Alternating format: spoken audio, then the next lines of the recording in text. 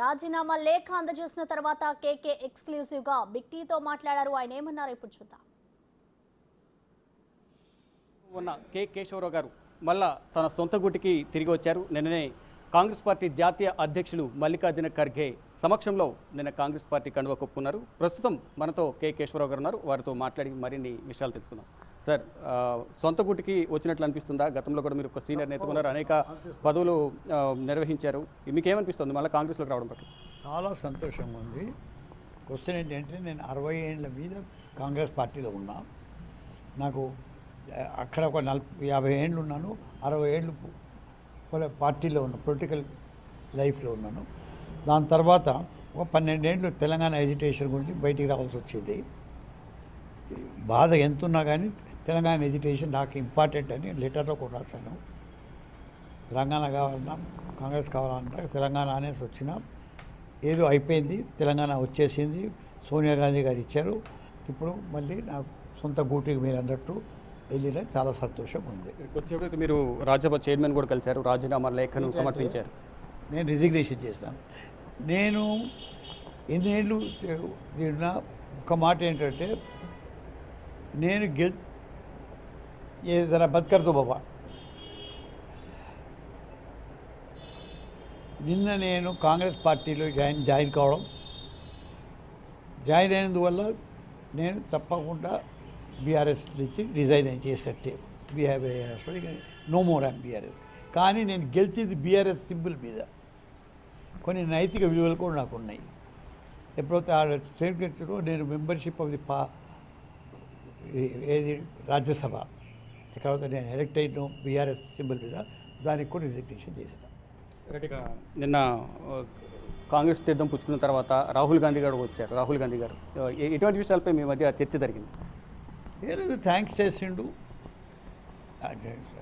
ఈమె కూడా నాతో మాట్లాడింది, ప్రియాంక గారు కూడా చాలాసేపు మాట్లాడింది. రాహుల్ గాంధీ గారు కూడా మాట్లాడాడు, థ్యాంక్స్ చేసిండు. అంతేం లేదు. ఇది సింపుల్ ఇష్యూ అండి. నేను కాంగ్రెస్లో పోవడం ఒక 3-4 నెలల కింద ముందే చెప్పడం జరిగింది. పోతున్నా అని అందరికీ తెలుసు, అది న్యూస్ అయిపోయింది. కానీ అఫీషియల్గా ఏ దినం జాయిన్ అంటే నేను I wanted Rahul Gandhi or Sonia Gandhi. Sonia Gandhi గారి కుటుంబాలు లేకపోతే రాహుల్ పంపించింది. రాహుల్ దానికి వచ్చి వచ్చేటు ప్రియాంక గారు మాట్లాడారు. మాట్లాడితే దీన్ని లెటర్ ఇచ్చేది. ప్రియాంక గాంధీ గారు కూడా ఫోన్ చేసినట్లు చెప్తూ ఉన్నారు. అంటే ఎటువంటి విషయాలపై మీ మధ్య చర్చ జరిగింది? ఇదే పాయింట్ ఎక్కువ జరిగింది, చర్చ ఎక్కువ జరిగింది. కానీ ఇదే పాయింట్ ఏమిటి, నేను రిజిగ్నేషన్ అని చెప్పడం, ఆమె థ్యాంక్ చేయడం, అంతే. జగదీప్ ధన్కర్ గారిని కూడా కలిశారు, రాజీనామా పత్రాన్ని సమర్పించారు. ఏమన్నారు మీతో? మీకు కూడా ఆయన ఒక సీనియర్గా ఉన్నారు, ఉపరాష్ట్రపతిగా, రాజ్యసభ చైర్మన్గా ఉన్నారు, సీనియర్ నేత. నా లెటర్ని కరెక్షన్ చేసిండు. ఇప్పుడు తీసుకొచ్చిన దాన్ని పంపిస్తున్నా మళ్ళీ ఆ కరెక్షన్ చేసి. ఆయన అన్ని ఇంగ్లీష్ అన్నీ చూస్తాడు, కామాలు ఫుల్ స్టాప్లు. అంటే ఇప్పుడు కంప్లీట్గా రిజిగ్నేషన్ ఇచ్చేసినట్లేనా? మళ్ళీ ఇచ్చేసి అది కొన్ని కరెక్షన్స్ ఉన్నాయంటున్నారు. అదే పంపిస్తున్నాను, రిజిగ్నేషన్ ఇచ్చేసాను అని చెప్పాను. ఆమోదించారా రిజిగ్నేషన్? కాదు, ఆయన ప్రొసీజర్ ఉన్నదట. ఓకే. ఆయన వాళ్ళ సెక్రటరీకి అది ఇచ్చిండు, ప్రొసీజర్ పెట్టారు. అంటే ఆయన ఒకసారి మనల్ని అడగాల, మీరు కోఎషన్ చేస్తున్నారా, ఎట్లా చేస్తున్నారా అడిగే పద్ధతి ఉంటుందట. పద్ధతి అంటే మొత్తం అంతా చర్చించిన తర్వాత నిర్ణయం తీసుకుంటారు, రాజీనామా ఆమోదించాలా లేదా? క్వశ్చన్ లేదు. నా దిక్కుని చెప్తే నేను రాజ్యసభకి రిజిగ్నేషన్ చేసేస్తాం, లెటర్ కూడా ఇచ్చేస్తాం. మీరు మరి కాంగ్రెస్లోకి వచ్చారు, రాజ్యసభ పది వదులుకుని ఏమైనా హామీ ఇచ్చారా సీఎం రేవంత్ రెడ్డి గారు కానీ కాంగ్రెస్ అధిష్టానం కానీ? నాకు హామీ లేదు. I leave it the Congress party, that's all.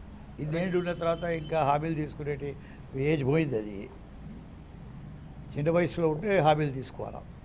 మీ పాత్ర ఏ విధంగా ఉండబోతుంది ఇప్పుడు తెలంగాణ కాంగ్రెస్లో? మీ పాత్ర ఒక సీనియర్గా ఏ విధంగా మీ సలహాలు సూచనలు ఇవ్వబోతున్నారు? నిజంగానే నన్ను సలహాలు అడిగితే ఇస్తాను. నా పని ఏదైనా కావాలనుకుంటే చేస్తాను. నా ఎక్స్పీరియన్స్ ఉపయోగించుకుంటామంటే ఇద్దాము, లేకపోతే సైలెంట్గా ఇంటికాడ కూర్చుంటాం. తెలంగాణలో కాంగ్రెస్ అధికారంలో ఉంది. సీఎం రేవంత్ రెడ్డి పాలన ప్రజెంట్ ఏ విధంగా ఉంది తెలంగాణలో? నాకు చాలా బాగా అనిపిస్తుంది, చాలా బాగుంది. ఇంకా స్టెబిలైజ్ అవుతూ ఉన్నాడు ఆయన. ఇప్పుడు ఒక 100 days అయ్యిండొచ్చు. మీకు తెలుసు, కోడ్ ఉండడం వల్ల పూర్తిగా పని ఫుల్ ఫ్లెజ్గా చేయలేదు. ఇప్పుడు మళ్ళీ ఫుల్ ఫ్లెజ్గా చేస్తారు, బాగుంటుంది. అంటే కొన్ని హామీలతో అధికారంలోకి వచ్చారు, హామీలు ఫిల్ఫిల్ చేయడంలో లేట్ చేస్తున్నారనేది ప్రతిపక్ష పార్టీలు విమర్శిస్తున్నాయి. మొన్నటి వరకు మీరు బీఆర్ఎస్ పార్టీ కానీ ఇదో నాకు దాన్ని మీరు చూడలేదు కానీ ఎప్పటికీ నేను ప్రతిపక్షం అంటేనే విమర్శ చేయడానికి ఉంటుంది. మరి దాని గురించి అంత పెద్దగా సీరియస్ తీసుకునే అవసరం లేదు. ఈ ప్రభుత్వం చేసుకుంటూనే పోతుంది, డెమోక్రటిక్గా పోతుంది, పీపుల్ లైక్ చేస్తూ ఉన్నారు, పీపుల్ దగ్గరికి వస్తూ ఉన్నారు, డే బై డే పాపులర్ అవుతూ ఉంది, సక్సెస్ఫుల్ అవుతుంది. మీరు అన్నట్లుగా 100 రోజులు పూర్తి చేసుకుంటుంది అధికారంలోకి వచ్చి, మధ్యలో ఎన్నికలు కూడా రావడం వల్ల కొంచెం అడ్డంకులు ఏర్పడ్డాయి హామీలు అమలుపరచడానికి. కానీ ఇప్పుడున్న ప్రతిపక్ష పార్టీ కానీ ఇటు బీజేపీ కానీ ఎక్కువ కాలం కాంగ్రెస్ ప్రభుత్వం ఉండదు అనేది వాళ్ళు చెప్తూ ఉన్నారు. అది ప్రతి వాడు అనుకుంటూ ఉంటారు సార్. అనుకున్నంత మాత్రాన మనం అంత సీరియస్ తీసుకోకూడదు పాలిటిక్స్లో. చలో అయిపోయిందా? భవిష్యత్తు ఏ విధంగా ఉండబోతుంది?